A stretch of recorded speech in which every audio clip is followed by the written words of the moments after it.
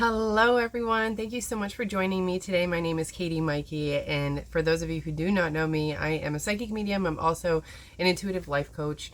And today's video, I just felt inspired by the newbie, like the idea of the person who has no idea how to change. Maybe doesn't even exactly know what they want. Maybe they're coming to the realization that they don't even know what they like they don't even know their own hobbies. They've been in this societal type of like roundabout of taking care of the kids and working in childcare or jobs and chasing, always having to chase money to pay your bills, and like just kind of being in that 9 to 5, I guess you can say, grind.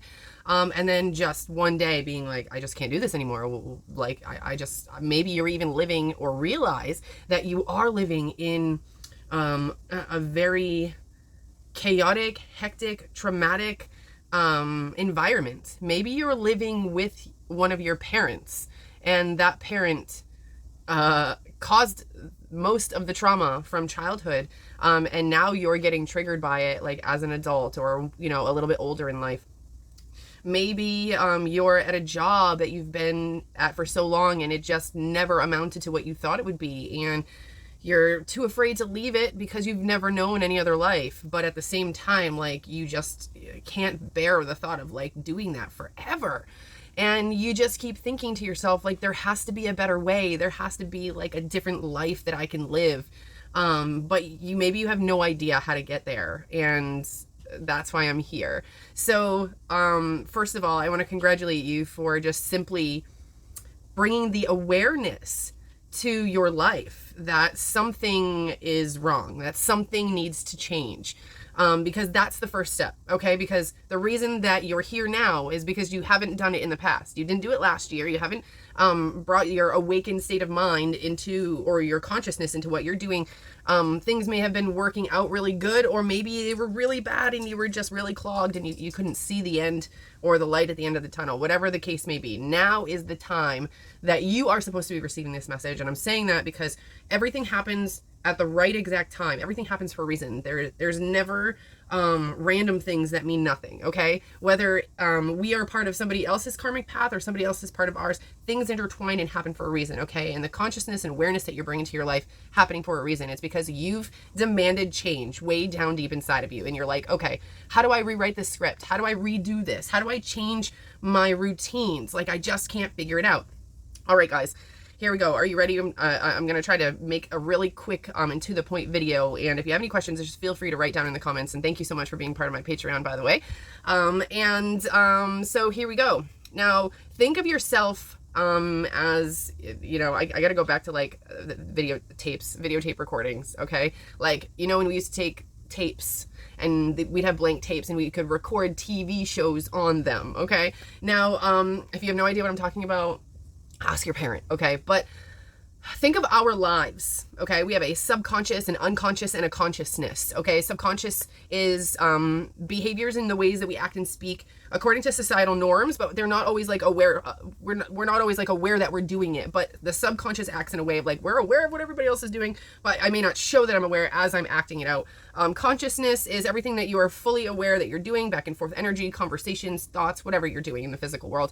And then we have an unconsciousness that is a kind of like a recording. It's kind of like the tape on the videotape where we start off with this blank piece of tape, and as we hit record, you know, from birth, we start to record everything that happens to us, okay? And it's not so much that we're recording ourselves, we're recording the world around us, because as humans, that's how we learn. So what is going on from birth, okay? Our sacral chakra, our root chakra is a little before, can develop before birth, and then right at birth or so, right around that time. And what that means is, the root chakra is like the recordings. It's like I need to stay alive. Okay, baby mode, I need to stay alive. I need to cry, I need to scream if I'm hungry, if I pooped, I need to do something to stay alive. Like, I need to eat to stay alive. Like, that is the root chakra. But what also happens in the root chakra is like we start to record and write our version of what we feel life is like based on our reality. Now, we all have many different realities. We're all born into different situations. So each one of us, we're going to have a different recording. Now, as you grow up, even though you're not consciously aware of this recording, your subconscious is recording, your unconscious is recording. And what happens is once we get older, this videotape is like playing in our unconsciousness, and it's contributing to our behavior, even though we may not know why it's contributing to our behavior. So let's just go back to childhood, okay? Baby. So you're just born up into maybe 2 years old. It's very unlikely that many people are going to remember those memories from that long ago. But those are some of the most critical times. Actually, up until 8 years old is very much programming, 0 to 8. But in those first couple years, there's programming that happens that parents kind of, honestly, even as a parent for me and my first child, like not being fully aware of this, and I can see with other parents, like you kind of take it for granted. The baby goes on the hip, the baby's around things that are happening. Maybe the baby is not involved in any screaming or yelling or punishments if there's other children or things like that. But that child is in the vicinity, and they are writing their script, and they are creating their ideas of family and parenting. So if your parent was abusive, if your parent was a screamer or a yeller to you during those young years, then a trigger for you to heal that or to see that you were programmed to do that behavior as a parent is like when you finally have children around that age and you get frustrated with their behavior or you feel like you need to discipline them. It's not really you. You've adopted that programming from your mother, from your father. And we can't simply record over it. Okay, and you know what I mean. If you go to record, let's say you recorded some type of TV show or the Super Bowl or something, and then later on you didn't care about it, and you're like, I'm just gonna go all the way to the beginning and record back over it. Now let's say that later on you need to skip a little bit of time and you want to record another movie on it. What's going to happen when you play that over is that space that you didn't record anything, the original video of the Super Bowl is going to pop through. Okay, so we can't necessarily, like, you still see the old shit. It's still there in the consciousness. In order to get rid of it, though, we have to go back and almost erase it and then rewrite over it. And the way that we erase it is by bringing our awareness to the origin of where our behavior came from, where our thought process came from. And we have to go back to that memory of, oh my gosh, my dad or my mom, they were screaming. They screamed at me when I was little, or they were physical with me. They spanked me when I was 1 year old. Like, that's why I feel like I have to do it to my children. It's not really part of me. It was just something that was programmed into me. And when you see that, you can say, oh my gosh, and they were programmed by their parents. And when you can bring awareness to the fact that this isn't really you, like if you would have been just a blank slate you and not influenced by this, you probably wouldn't have done it. Maybe you wouldn't have chose to parent this way. Maybe you'd want to be a very relaxed, mellow parent, but you have all this anger that you can't figure out why. It's because you have that written script of anger from a parent. Maybe they were dealing with a marriage that was not the best or ideal. Maybe they were dealing with other issues, money problems.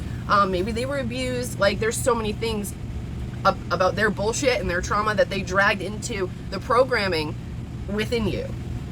So in order to undo this, we have to pinpoint all the behaviors and all the triggers, all of them, every single one, even the smallest ones. Like, like if a kid comes in and there's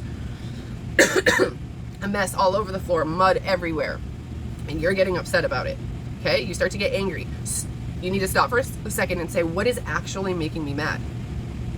And you might go back to something like, well, I don't want to have to clean up the floor. Well, why don't I want to have to clean up the floor? Because it's extra work to do. Okay, well, what's wrong with extra work?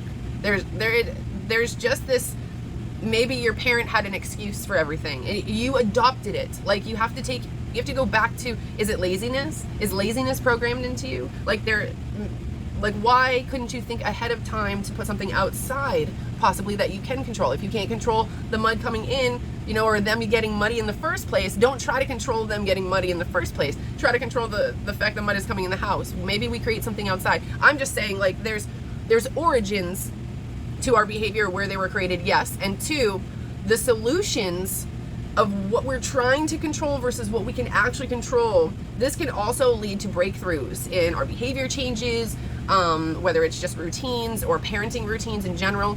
So If I can't control the fact that, for example, I don't really want my kids eating in bed. In order to keep that from happening, I need to create a space that is as comfortable that they are allowed to eat at. Because, right now in my camper, there's not many places, but in order for me to control this part, I have to give somewhere else. I have to find what I can control in the situation and then control that. And that should be connected to what is driving me crazy or insane. On another note, the reason I'm going into depth in this is because I do believe that we adopted a lot of our routines and our behaviors from our parents. And there's so much ingrained in us that we don't realize that there's other ways of doing things. We just thought there was only one way.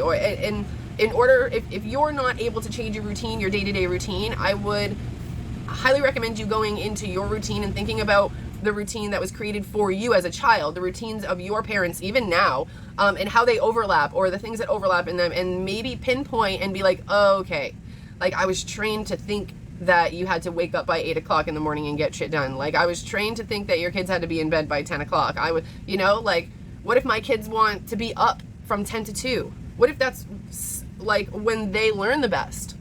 But your parent might have a problem with it. Now, that's a trigger for something you have to heal, okay? And what this journey is teaching you is to find your truth, is to align yourself with your truth of your behavior and your style and the way you speak and the way that you act and the way you control your family without giving a fucking shit about what anybody else thinks, okay? And a lot of us is our parents. We have to separate from our parents because they've been controlling our behavior since we were little.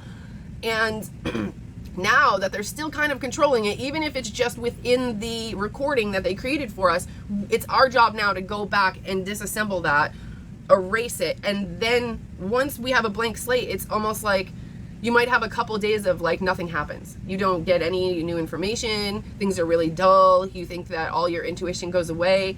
And then bam, you're given an opportunity to start over, start a new routine. And I have to tell you that those moments in time where you feel like nothing's happening, that's needed, because we can't just, like, think of a circle, okay? When we start a routine, like, if you just go end to end, there's no time to stop and rewrite. There's no time to stop and erase. So when we are going in this circle, it's almost like it overlaps. Like, okay, we're going to stop here, and we're going to just veer off to the right, and then we're going to start a new circle. So it's giving you time to just rest and let the thoughts escape you and get rid of things that no longer serve you, and then things are going to start up again, and that's when you're given the opportunities to start new routines.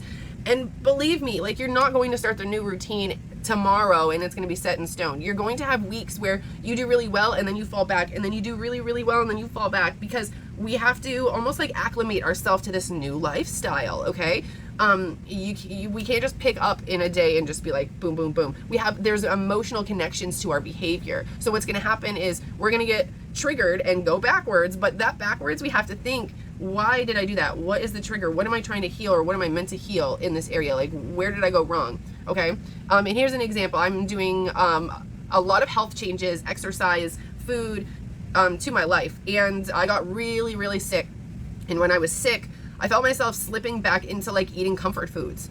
Like, for some reason my body was like, oh no, I can't eat healthy when I'm sick. And it was the weirdest thing, and it made me go back to like childhood and when I was sick and how my parents talked about food and things like that. And I healed some things. I was like, oh my gosh, I can't believe like I really thought this, or whatever the case may be. Like, whether it was like, yes, I would ask for like a late night snack. I'd ask for like apples, and my parents told me those were too heavy to eat at night. But I was allowed to have chips and popcorn and ice cream and stuff like that. So I don't know if it was just the fact that an apple took more energy to like wash and cut up for me versus just like grabbing a handful of chips and putting it in a bowl. I don't know. But to me, I feel like I found the origin of why the behavior occurred. And then I say to myself, okay, like I was just programmed to think that. Now let's erase it and like start over. And it does take a little while, guys, but I really hope that I gave you enough tools in this video that I did not even prepare. I didn't even prepare like a script for this. So I'm really hoping that you get the most out of this to help you along your journey and change your life. And just know, like, any negative emotion, whether it's jealousy, whether you, whatever, jealousy or anger or whatever, an emotion that you don't feel comfortable having, think about where that came from, okay? And those triggers, even if it's your child screaming really loud and you get irate that they're screaming, you think that they're making people feel uncomfortable.